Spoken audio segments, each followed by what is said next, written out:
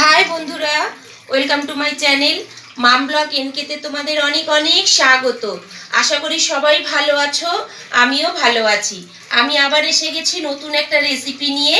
আমি এটা কিভাবে বানিয়েছি প্রথম থেকে শেষ অবধি তোমরা দেখতে থাকো, আমার পাশে থাকো। পাঁপড়ের ইউনিক রেসিপিটা বানাতে আমি কি কি উপকরণ নিয়ে নিয়েছি একবার দেখে নাও। প্রথমে আমি 6-7খানা মতন ছোট সাইজের পাঁপড় নিয়ে নিয়েছি। আর এখানে 150 গ্রামের মতন মুসুর ডাল নিয়ে মুসুর ডালটাকে ভালো করে ভিজিয়ে আমি জলটা ঝরিয়ে নিয়েছি। আর সাথে নিয়েছি কয়েকটা গোলমরিচ। আর ফোড়নের জন্য আমি নিয়ে নিয়েছি গোলমরিচ সাদা, হাফ চামচ জিরে, 2টো তেজপাতা, একটা শুকনো লঙ্কা, দুটো টুকরো দারচিনি, 2টো লবঙ্গ, 2টো এলাচ। এগুলো আমি ফোড়নে নিয়ে নিয়েছি। আর মশলার জন্য আমি নিয়েছি কয়েকটা চিনে বাদাম, আর ছোট একটা সাইজের রসুন, 4 টুকরো আদা, দুটো কাঁচা লঙ্কা, আর 2টো ছোট সাইজের টমেটো। এই দিয়ে আমি রান্নাটা সম্পূর্ণ করব। একটা মিক্সিং জার নিয়ে নিয়েছি, এর মধ্যে আমি ডালগুলো সব দিয়ে দেবো।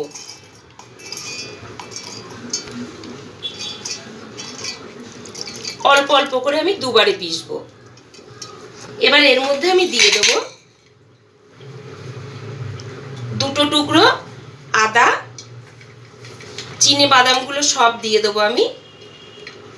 আর 4-5 কোয়া মতন রসুন দিয়ে দিলাম, 2টো কাঁচা লঙ্কা দিলাম, আর কয়েকটা গোলমরিচ দিয়ে দিচ্ছি। পরিমাণ মতন জল দিলাম। এই দিয়ে আমি পিষে নেবো ডালটা। ডালটা আমার খুব ভালো করে পেষা হয়ে গেছে, এই দেখো। এবার এটা আমি একটা পাত্রে ঢেলে নিচ্ছি। বাকি ডালটাও ঠিক আমি একইভাবে পিষে নেব।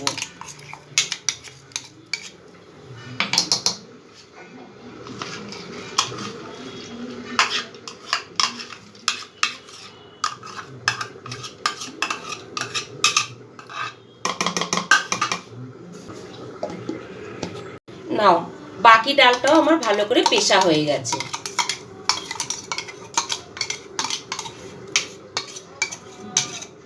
এবার এর মধ্যে আমি স্বাদ মতন নুন দিয়ে দিচ্ছি। একটু কালো জিরে, হাফ চামচ আমি কালো জিরে দিয়ে দিলাম। আর দেব স্বাদ মতন মিষ্টি, একদম ছোট চামচের হাফ চামচেরও কম একটু চিনি আমি দিয়ে দিলাম। এবার ভালো করে এগুলো একটু আমি মিশিয়ে নেব।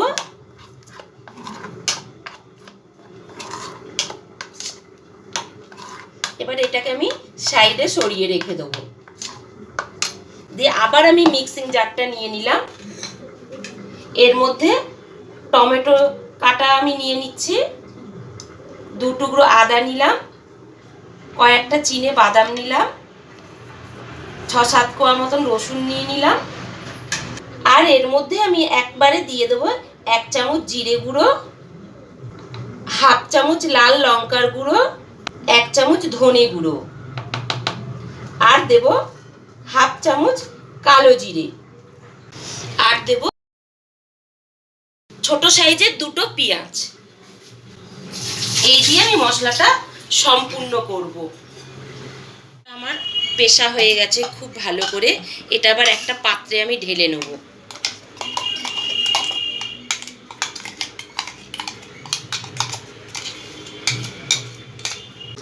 এবার একটা পাত্রে আমি জল নিয়ে নিয়েছি।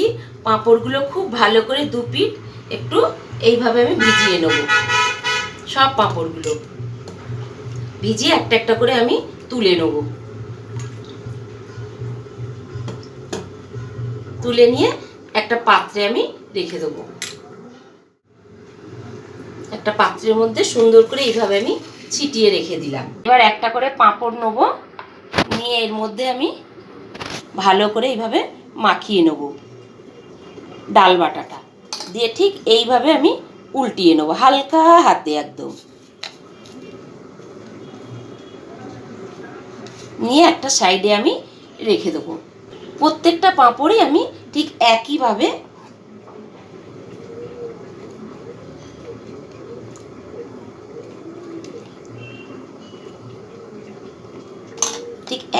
আমি উল্টিয়ে নেব। তোমরা চাইলে বড় পাঁপড় নিয়ে সেটাকে টুকরো করে নিয়েও তোমরা করতে পারো, তবে ছোট পাঁপড়ে এটা ভালো হয় বেশ। এইভাবে সবগুলো আমি একে একে করে নেব। সবগুলো পাঁপড়ে আমার পুর ভরা হয়ে গেছে। আগে চলো দেখাচ্ছি। ওভেন জ্বালিয়ে ওভেনে কড়া বসিয়ে কিছুটা আমি সাদা তেল দিয়ে দিয়েছি। তেলটা আমার মোটামুটি গরম হয়ে এসছে। এবার একে একে আমি পুর ভরা পাঁপড়গুলো সব ভেজে নেব। গ্যাসের ফ্লেমটা আমি লো টু মিডিয়ামে দিয়ে রেখেছি। এবার আমি একে একে পাঁপড়গুলো সব ভেজে নেব।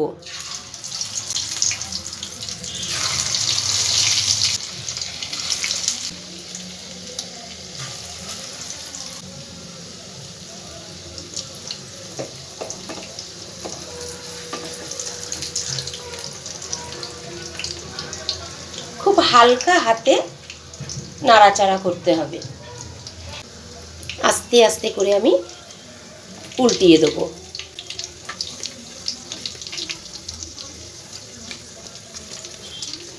ভীষণ ভালো লাগে এই রেসিপিটা দিয়ে গরম ভাতের সাথে বা পরোটা রুটির সাথে খেতে। তোমাদের এই অবধি যদি আমার রেসিপি ভালো লেগে থাকে তোমরা লাইক কমেন্ট শেয়ার করে দেবে। আর আমার চ্যানেলে এখনও যারা সাবস্ক্রাইব করনি তারা করে দেবে। পাশে থাকা বেল আইকনটা ক্লিক করে দেবে, তবে আমি নতুন নতুন রেসিপি নিয়ে এলে সবার প্রথম তোমাদের কাছে নোটিফিকেশান চলে যাবে, তোমরা দেখতে পাবে। আর হ্যাঁ বন্ধুরা, আমার ফেসবুক পেজ থেকে যদি তোমরা কেউ দেখে থাকো সেখানে একটু ফলো করে দিও। চলো, আমার ভাজা হয়ে গেছে পাঁপড়গুলো। এবার এগুলো আমি তুলে নেব সব। চায়ের সাথেও ভীষণ ভালো লাগে খেতে, জানো তো। তোমরা এইভাবে চায়ের সাথেও খেতে পারো।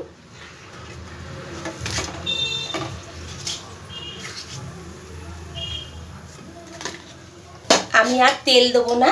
এই তেলটার মধ্যে আলুগুলো আমি লাল লাল করে ভেজে নেব।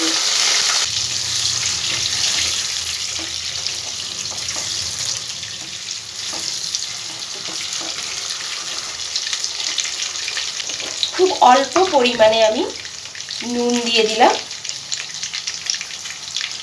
আর সামান্য হলুদ গুঁড়ো দিয়ে দিলাম।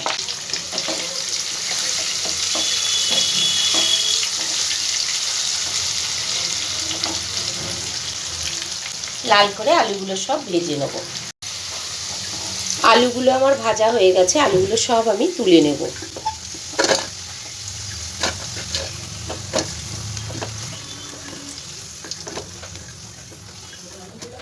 এবারে এর মধ্যেই আমি ফোড়নগুলো সব দিয়ে দেবো এই তেলটাতেই। দুটো তেজপাতা দিলাম, একটা শুকনো লঙ্কা আমি মধ্যিখান দিয়ে ফেড়ে দিয়ে দিচ্ছি। ছোট দুটো দারচিনি দিলাম, দুটো এলাচ আমি মধ্যিখান দিয়ে ফেড়ে আমি দিয়ে দিচ্ছি। দুটো লবঙ্গ দিলাম আর কয়েক কোয়া গোলমরিচ আর হাফ চামচ সাদা জিরে।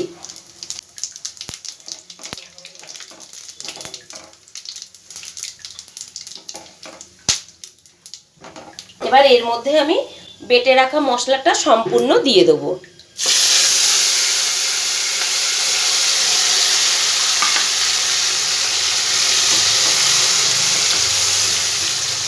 এবার এর মধ্যে ছোট চামচের 1 চামচ কাশ্মীরি লঙ্কার গুঁড়ো দিয়ে দিলাম।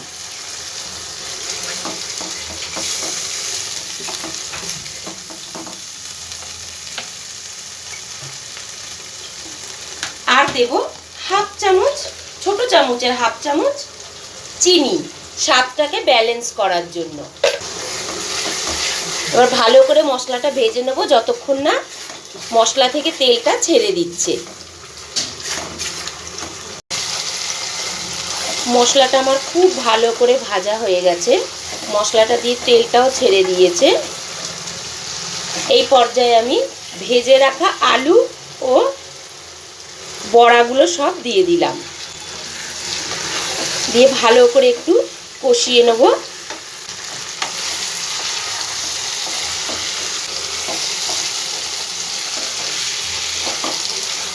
ভালো করে আলুর সাথে মশলা আমার কষানো হয়ে গেছে, জল দেব।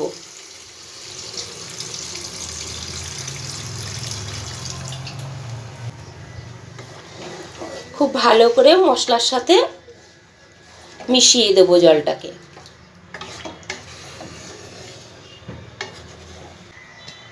এবার ঢাকনাটা দিয়ে ফুটে ওঠা অবধি অপেক্ষা করব। এবার একটু খুলে দেখব, আলুগুলো আমার গলে গেছে। এই পর্যায়ে আমি পুর ভরা পাঁপড়গুলো সব দিয়ে দেবো।